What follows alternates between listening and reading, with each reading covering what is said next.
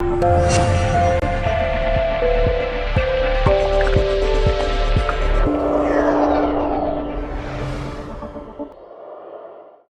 మొదటి నుంచి చెప్తా ఉన్నా, కాంగ్రెస్ పార్టీ బలంగా ఉంది. మున్సిపల్ ఎన్నికల్లో, స్థానిక సంస్థల ఎన్నికల్లో తెలంగాణలో ఏ పార్టీ కూడా పూర్తి స్థాయిలో అభ్యర్థులు నిలబెట్టలేకపోయింది. ఇది చాలా స్పష్టంగా కనబడుతుంది. కాంగ్రెస్ పార్టీ అన్ని స్థానాల్లో పోటీ చేయడమే కాకుండా ఒక్కొక్క స్థానానికి 10 మంది 15 మంది పోటీ పడుతున్న నేపథ్యం కాంగ్రెస్ పార్టీ బలంగా ఉందనడానికి నిదర్శనం. తెలంగాణ సోనియా గాంధీ, అదేవిధంగా కాంగ్రెస్ పార్టీ, ఈ మూడు అవినాభావ సంబంధంతో ఉన్నాయి. కాంగ్రెస్ చాలా బలంగా ఉంది. తెలంగాణ ప్రజల గుండెల్లో సోనియా గాంధీ కాంగ్రెస్ పార్టీ పేరు శాశ్వతంగా ఉండిపోతున్న నేపథ్యం. ఈ నేపథ్యంలో కూడా కాంగ్రెస్ పార్టీ అన్ని స్థాయిలో విజయం సాధిస్తూ ఉంది. సోనియా గాంధీ గారు రేపు 16వ తేదీన కరీంనగర్లో బహిరంగ సభలో ప్రసంగిస్తారు. 17వ తేదీన రాహుల్ గాంధీ గారు వరంగల్ బహిరంగ సభలో ప్రసంగిస్తారు. ఇక సీట్ల విషయంలోన ఇవాళ చాలామంది చాలా రకాలుగా మాట్లాడుతున్నారు. ఒకటే మాట చెప్పగలుగుతారు, ఉద్యమం ఒకరిది, ఎన్నికల్లో ఉద్యమ ద్రోహులకు స్థానం కల్పించే పార్టీ తెలంగాణ మేమే తెచ్చామని చెప్తా ఉన్నాం. ఒకటే ఉదాహరణ, శంకరమ్మ శ్రీకాంతాచారి గారి తల్లి, తను సీటు కావాలని అడిగింది. కొడుకు ఆత్మార్పణం చేసుకుంటే తెలంగాణ కోసం నా కొడుకు అమరుడయ్యాడు అని బాధపడ్డా ఏడ్చినా ఒక తెలంగాణ కోసం నా కుటుంబం త్యాగం చేసింది అనే గర్వంతో ఏడ్చింది. కానీ మహానుభావుడు కేసీఆర్ గారు, నీ దగ్గర సీసా లేదు, పైసా లేదు, నువ్వెలా గెలుస్తావు అనే మాటతోటి పాలకుర్తి అడిగితే చీపమ్మన్నాడు. అప్పుడు అవమాన భారంతో ఏడ్చింది. అప్పుడేమో గర్వంతో ఏడ్చింది, ఇప్పుడేమో అవమాన భారంతో ఏడ్చింది. ఎక్కడయ్యా సీట్ ఇచ్చాడు మహానుభావుడు? హుజూర్ నగర్లో.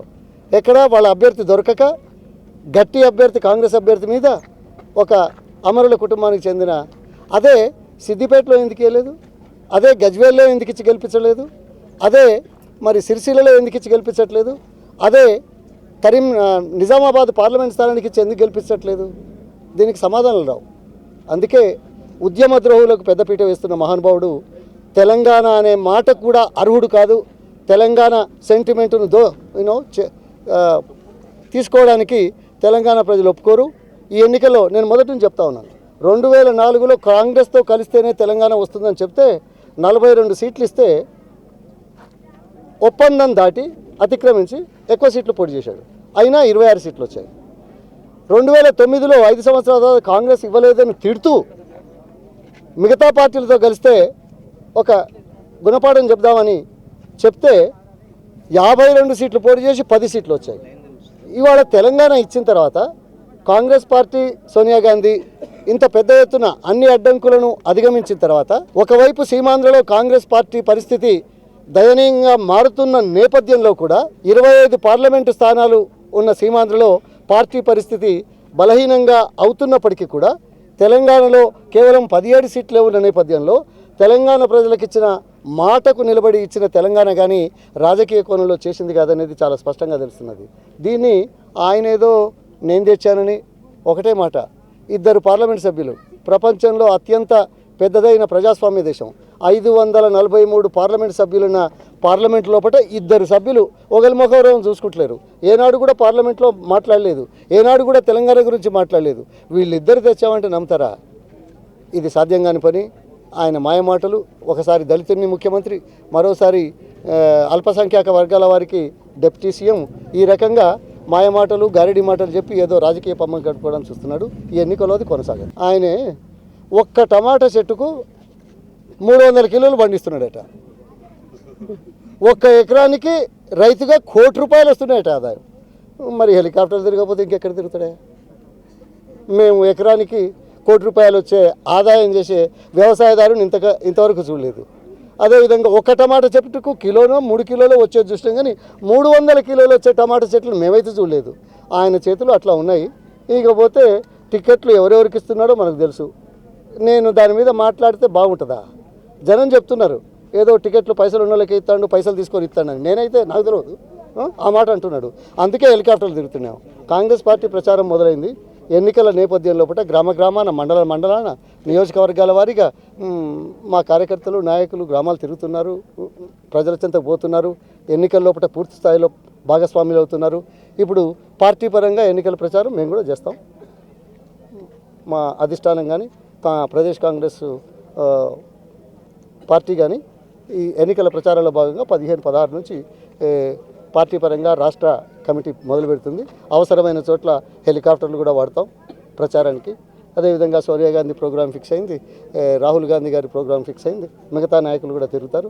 ప్రచారం ఒక ఎత్తు, కానీ ప్రజలు కాంగ్రెస్ వెంట ఉండి కాంగ్రెస్ పార్టీ బలంగా ఉండి ఇది ప్రతి తెలంగాణ మనిషి గుండెల్లో నిలిచిపోతున్న నేపథ్యం లోపల ఇక ప్రచారం ఇది చివరి ప్రచారం, ఇది పార్టీ పరంగా చేస్తాం. టికెట్లు రాని వాళ్ళు ఉంటారు.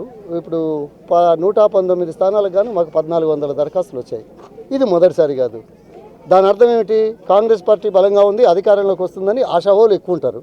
ఆ ఎక్కువ సమయం లోపల సామాజిక కోణాన్ని చూసి తర్వాత ఉద్యమంలో భాగస్వాములకు మేము చేతులు చాపి ఆహ్వానించిన నేపథ్యం, దీని మీద అధిష్టానం తీసుకున్న నిర్ణయం తాత్కాలికంగా అక్కడక్కడ కొంతమందికి బాధ కలుగుతుంది. ఆ బాధ అర్థం చేసుకుంటాం. ఇది మానవ నైజం. ఈ ఎన్నికల్లో ఒక్కటేసారి మొదటిసారి కాదు. స్వాతంత్రం వచ్చిన తర్వాత ప్రతి ఎన్నికల్లో కూడా కాంగ్రెస్ పార్టీకి ఎక్కువ అభ్యర్థులున్న మాట వాస్తవం కదా. ఆ నేపథ్యంలో కూడా కొంతమంది వాళ్ళని సంజాయించడం, పార్టీ పరంగా ప్రభుత్వ పరంగా అనేక వివిధ కార్యక్రమాల్లో భాగస్వాములు చేసే బాధ్యత మేము తీసుకుంటాం. ఇది కాంగ్రెస్ పార్టీ కొత్త కాదు. కాంగ్రెస్ పార్టీ బలంగా ఉంది. ఈ నేపథ్యంలో కొంతమందికి అవకాశం రాకుండా ఉండడం బాధాకరంగా ఉంటుంది. ఇది మానవ నైజం. అంతేకాని ఆవేశంతో ఆవేదంతో అనే మాటలకు నేను స్పందించాల్సిన అవసరం లేదు. పార్టీ శ్రేయస్సే ముఖ్యం, పార్టీ కార్యక్రమమే ముఖ్యం. ఈరోజు బంగారు తెలంగాణ నిర్మాణానికి కాంగ్రెస్ పార్టీ పూనుకున్నది. పునర్నిర్మాణం అని మేము అనం, ధ్వంసమైందేం లేదు. ప్రజల ఆశల ఆకాంక్షల మేరకు తెలంగాణ ఏర్పడుతున్న నేపథ్యంలో ఈ కార్యక్రమం చేసే సందర్భంలో అందరూ భాగస్వాములు కావాలని కోరుకుంటున్నారు. కాంగ్రెస్ పార్టీ విజయాన్ని సాధిస్తుంది. కాంగ్రెస్ పార్టీ బలంగా ఉంది. 15 పార్లమెంటు స్థానాలు, 100 అసెంబ్లీ స్థానాలు కాంగ్రెస్ పార్టీ గెలుచుకోబోతుంది. ఇంకా పొత్తులు గిత్తులు ఏం అవసరం లేదు. అంత ఖచ్చితంగా చెప్తున్న నేపథ్యంలో ఏదో ఎన్నికల తర్వాత ఇది అవుతుంది అని చెప్పడం మాత్రం